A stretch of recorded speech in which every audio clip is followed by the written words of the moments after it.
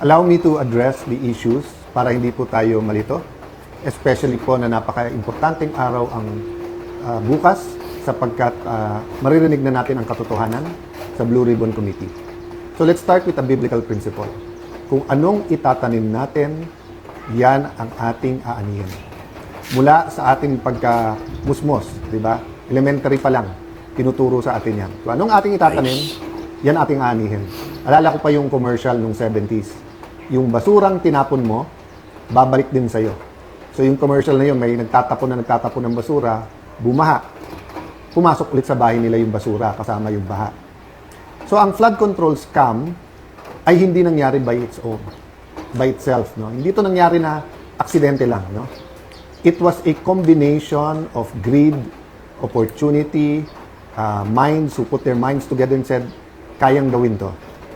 We will not be able to stop corruption in our country until we know the truth, we know how to stop a problem, and we know how to reform. Repentance is part of that. Maniniwala ho ba kayo na ang mastermind ng pinakamalaking corruption scam sa buong history ng Pilipinas ay panay oposisyon ang gumawa? Napakagaling naman po pag members ng opposition ang gumawa under the nose of an administration na samantalang mahigit 2 taon na nangyayari. So, we started, the majority and as Senate President, we started diplomacy po talaga. Wanted to work together. Number 1 priority is the economy. Number 2 po, yung pong impeachment dahil accountability. Pero kasama po yung ating priority, yung mga flood control issues at iba pang mga scams na bigyan ng tugon. Nabigyan na ng tsansa ang grupo ni Senator Lacson at Senator Soto. Kasama dyan sila Senator Win. Alam naman natin lahat na kailangan ay 13. So let me state this. Malacanang backing the move of the senators today and the other groups backing them, they will say anything and do anything to bend the law and basically susunugin na yung ating konstitusyon. So when I said a while ago that I am still the Senate President, the legitimate, the legal, moral Senate President, it's not about me, it's not about the position. Anytime po, pwede po ako mag-resign, pwede kong ibigay ito sa iba kung may 13. This is about democracy. This is about an independent Senate. This is about fighting corruption.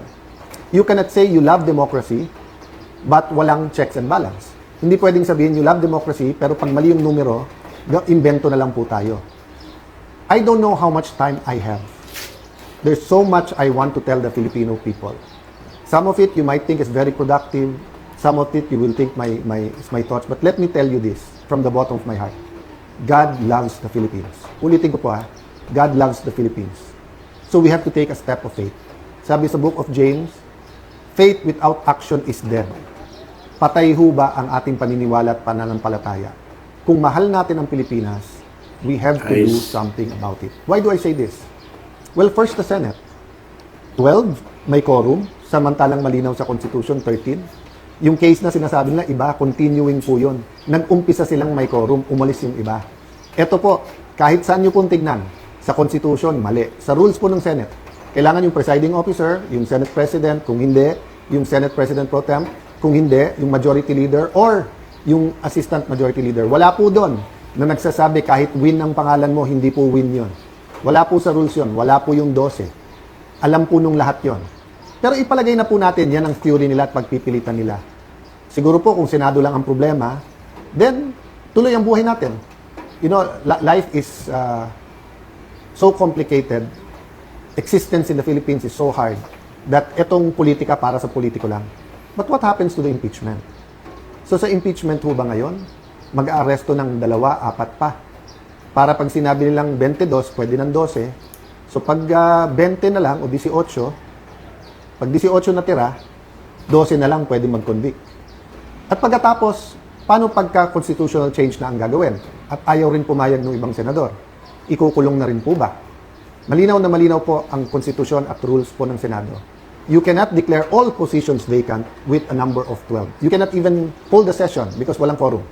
Assuming may quorum, you need 12 to remove a Senate President, and then you need 13 to remove a Senate President. Okay? Lilinawin ko po You need 12 for any position below the Senate President Pro Tem.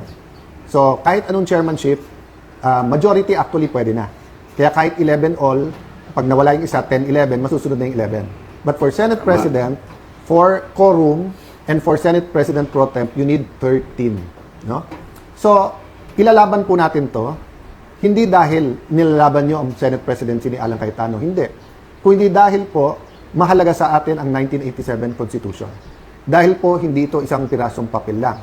I'm issuing a memo to the Secretariat and to the Office of the Sergeant at Arms to keep the Senate open tomorrow. We will have the Blue Ribbon Committee. As Senate President, nasa authority ko po ang premises ng Senado. Do not padlock the Senate. Do not have an excuse na may rally. Parati naman may rally sa Senate.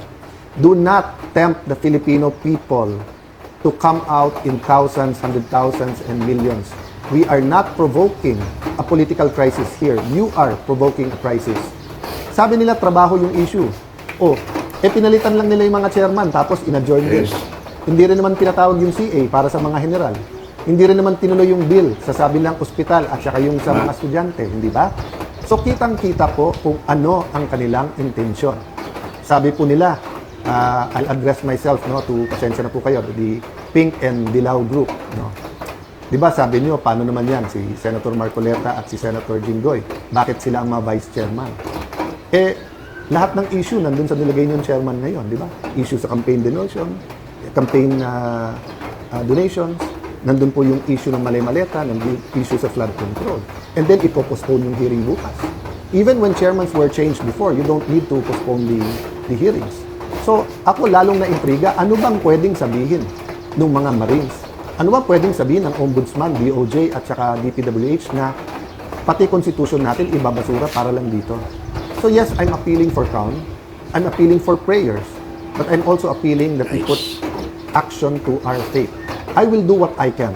I will go to the Senate before 10 o'clock. I will do what I can para buksan yung session hall at nandun po ang hearing natin. My authority now comes from the Constitution, but my strength will come from your prayers and will come from the fact na ang ating bansa ay dapat ipaglaban. I still remember the day that my dad called us together at lumuluha siya at sinabi niya mag-abroad na kayo because magkakagulo and we don't know what will happen. We may be arrested, we may be killed. That was either February 21 or February 22. I think it was 21, before that day. And we all hugged him and sabi namin, if you love your country, we love our country, hindi ka namin iiwanan.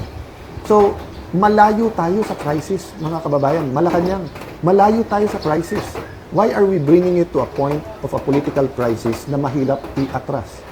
The hearing is confined. So, yes, the notice of cancellation from the illegitimate, the illegitimate is not the committee. No, I'm not, hindi ko ginagaya si Senator Erwin na ginagamit yung word na bastard kasi ngayon, whether or not you're a single parent, whether or not you're legitimate, tao ka pa rin. I'm talking illegitimate meaning hindi siya legal. Senator Erwin is not the legal chairperson of the Blue Ribbon Committee. Okay, Senator Pia Cayetano is the chairperson because there was no quorum, there was no session under the law that took place. Daming issue sa Supreme Court, yung unprogrammed funds, yung legality ng 2025 budget. Ang dami pong issue sa Supreme Court. Again ulitin ko po, ang pinakamalaking problema ng ating kababayan ngayon ay presyo. Presyo, trabaho at kita. Dadagdagan pa ba natin? You have manufactured a crisis since May 11 by saying magulo kami. Then you come up with this solution. One day today, papunta sa SONA, when we were going to produce our economic plan, our plan against corruption, the hearings, and then the impeachment. So, I will rest my case there. As I told you, there's a lot of things I want to say, but if we love our country, pray for our country. If we love the Senate, I'm addressing myself sa mga empleyado ng Senate, I don't care yung mga binubulong sa akin dyan na, over the years, eto mga appointee ni Senator Drilon, eto mga appointee ni Senator Soto, etc. I believe that all of you love the Senate. So it's time to speak up, to tell your bosses, whether sila yung nasa majority or minority, we won't stand for this. Because there's no difference of padlocking the Senate during martial law sa ginagawa ngayon na pinupunit, binubura, binabasura, sinusunog ang ating Philippine Constitution. Again po Alan Cayetano is not the issue here. My Senate presidency is not an issue there. I told you from the start, I'm the walking dead. Walking dead as Senate President. Ano ibig sabihin? Anytime. anytime yung hatol na tanggalin sa akin. But ang problema po, ine-escalate nila. So I really hope po that this is not about impeachment, this is not about changing the Constitution. Nakakapagtaka po, no? Yung pagka-execute, biglang sasabihin na ng House of Representatives na kinikilala si Senator Win, sinasabi na naman na kanyang. Di ba? I mean, guys, res ipsa loquitur. Di ba? I won't elaborate. Kayo naman, I won't use the words to describe what's coming now. Why? Because you are as intelligent as I am. You are as patriotic as I am. The question lang is, what are we going to do about it? Pray for us. Pray for Senator Marcoleta. Pray dun sa natira sa majority because paglalaban natin ang ating bansa. God bless you all. Good night po sa inyo.